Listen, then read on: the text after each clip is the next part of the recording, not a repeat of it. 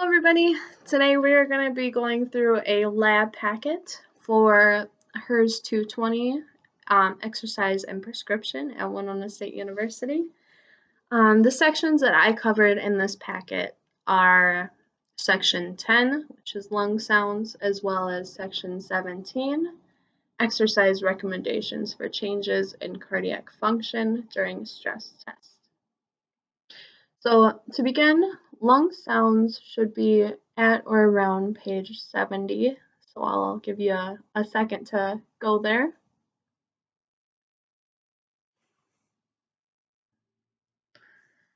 Alrighty, so lung sounds can be auscultated. Auscultation means listening to via the telescope. Lung sounds can be auscultated across the front of the chest and the back with a stethoscope, covering three major areas: the tracheal, the bronchiovesicular, and the vesicular.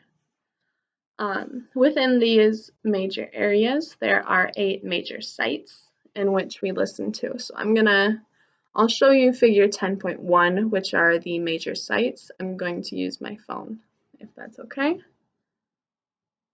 So here we see that there are 7 major sites to be auscultated in the front, as well as 8 major sites in the back. And before we do the auscultation, we're going to ask you if it would be okay that we move or take their stethoscope and put it under your shirt in order to listen to these areas.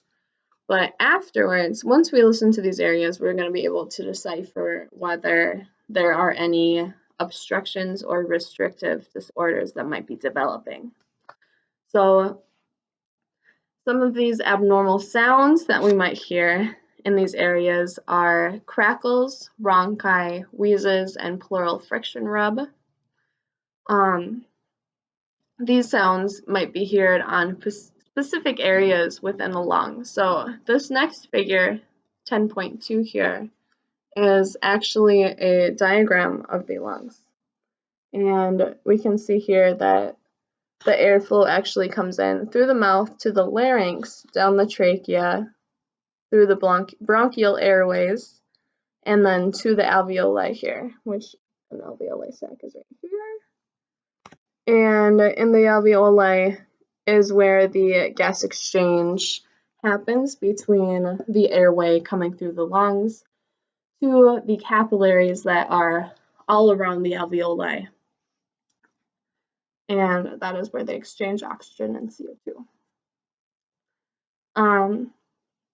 Under this figure here, we can see that there is a paragraph going over common umbrella terms for respiratory disorders, which are COPD, chronic obstructive pulmonary disease, and RID, or restrictive input disorder. Through the flow volume loop is really where we can see the difference between obstructive and restrictive disorders, because I'll talk to you a little bit down further because there's a diagram, but obstructive and restrictive disorders can look pretty similar, and they both can have, you can either have one or the other or both, so it's really hard to kind of decipher. But on this flow volume loop, we can really see in the green here, here's the normal, and then the red obstructive, we can see it's really hard to breathe in under that inhalation, so breathing down, breathing in.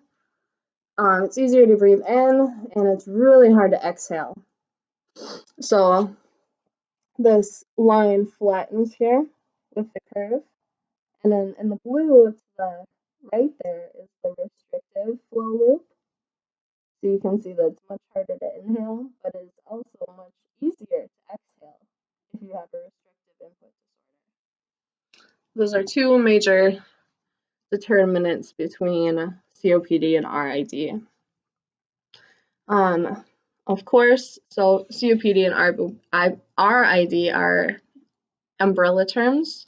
So this next paragraph goes over some of the disorders that fall under each of these disorders.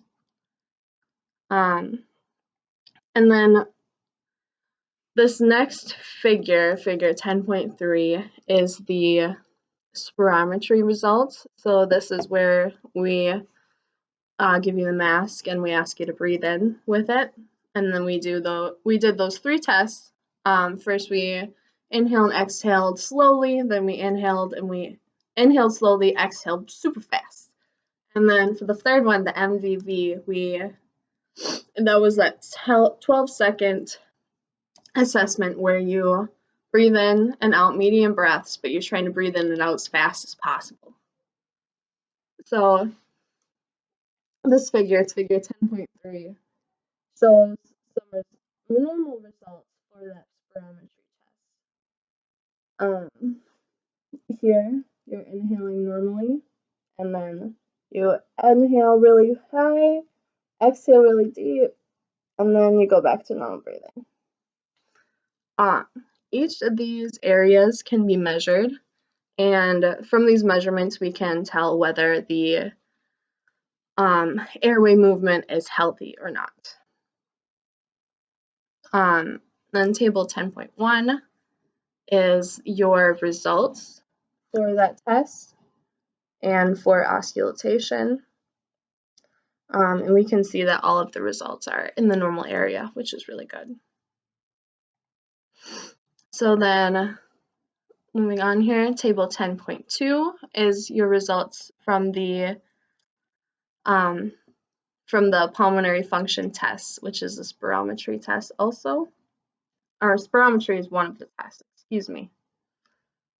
So table 10.2 here goes over your results from that test, and we will head down here towards the interpretation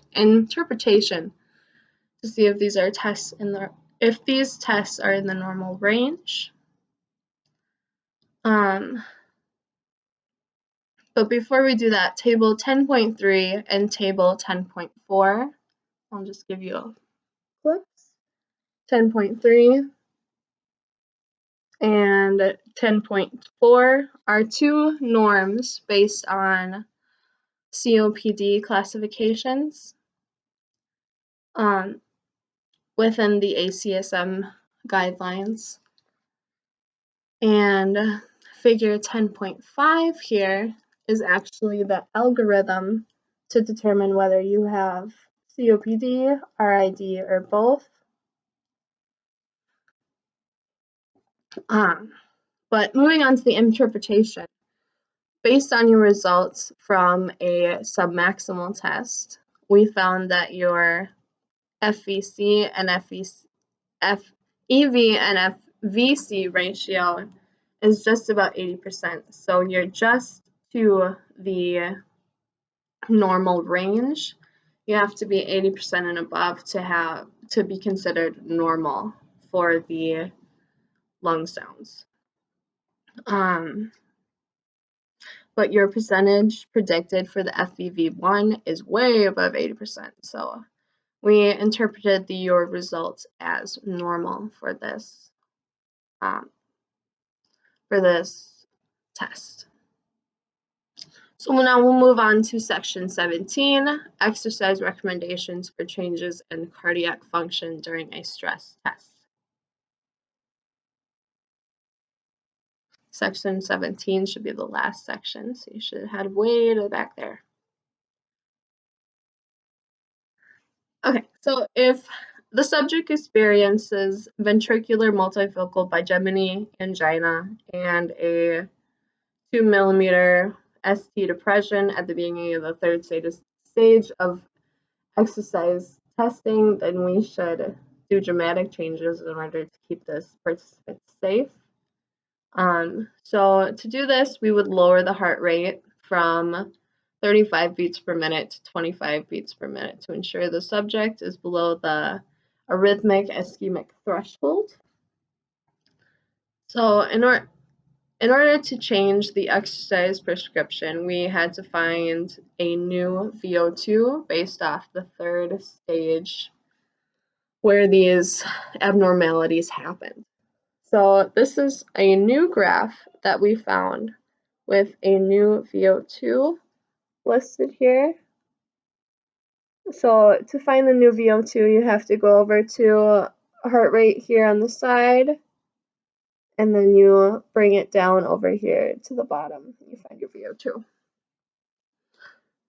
So for the first calculations here, I looked for the speed